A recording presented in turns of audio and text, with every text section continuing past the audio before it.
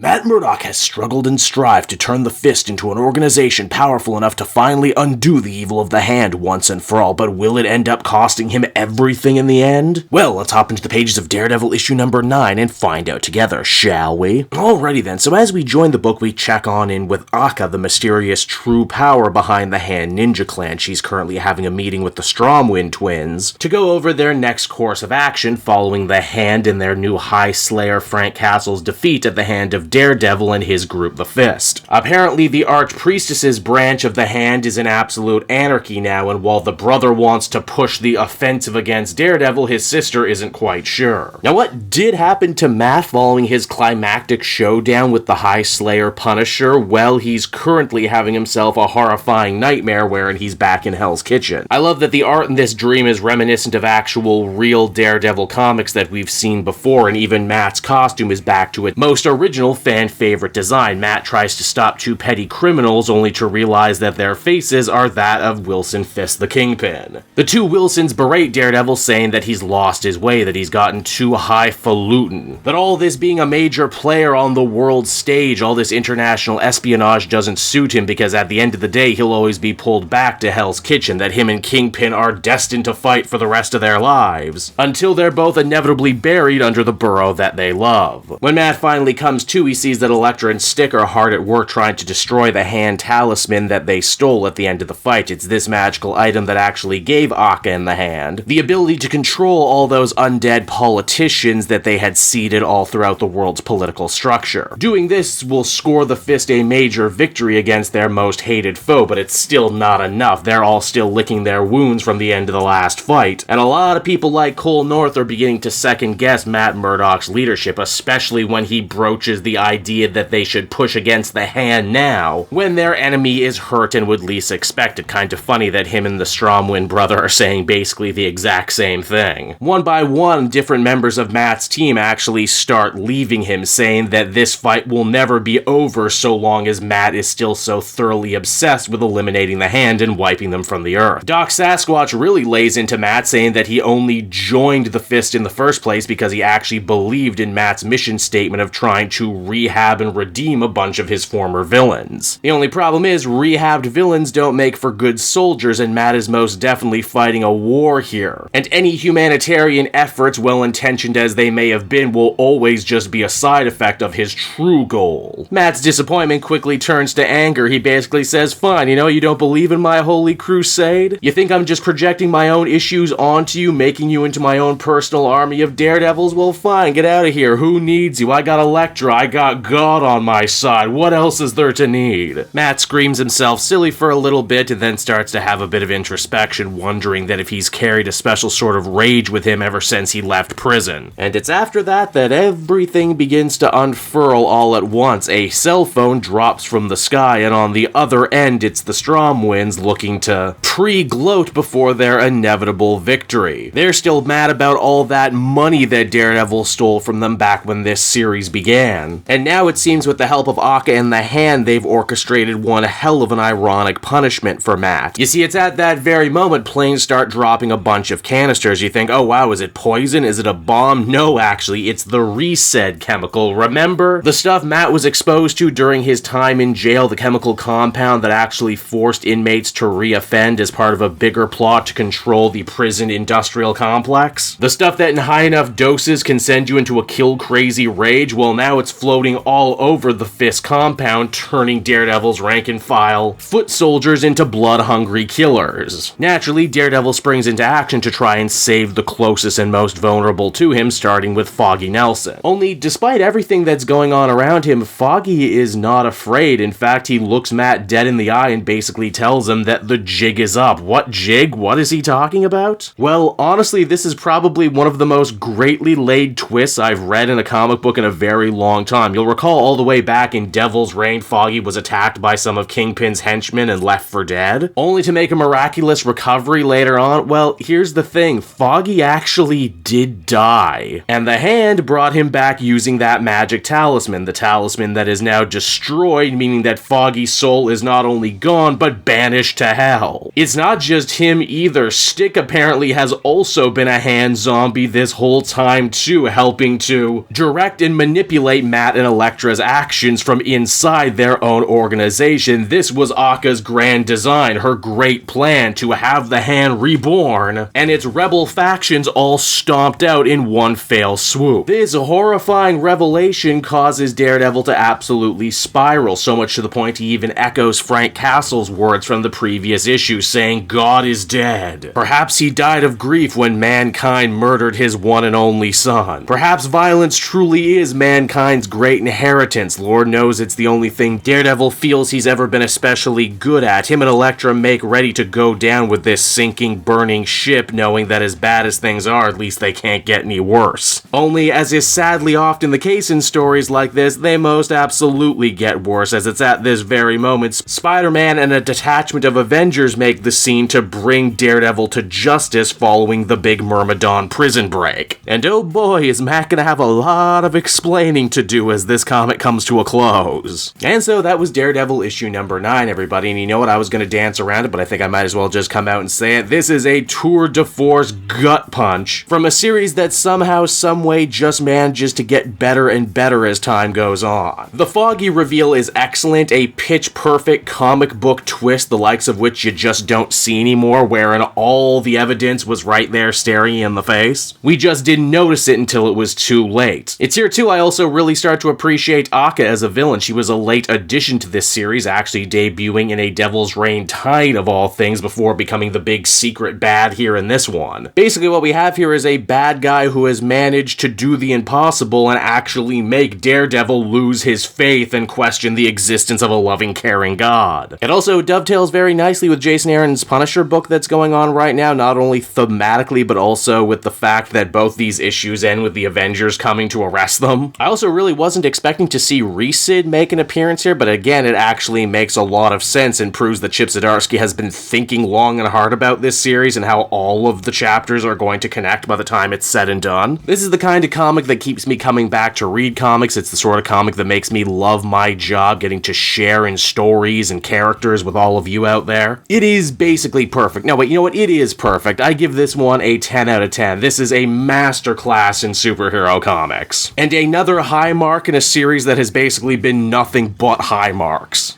Hey there everyone, Cape Joel again, and I want to thank you so much for watching to the end of the video. As always, if you liked what you see, be sure to like, subscribe, comment. It really helps drive engagement and helps me out too. Also, if you are a patron, which you can become for as little as $1 a month, you will get exclusive content that no one else can ever see, and you'll get to see the Comic Multiverse podcast before anyone else too. You can check out all this and more down in the description. And until next time everyone, this has been Cape Joel, and I'll see you all next time. Cheers.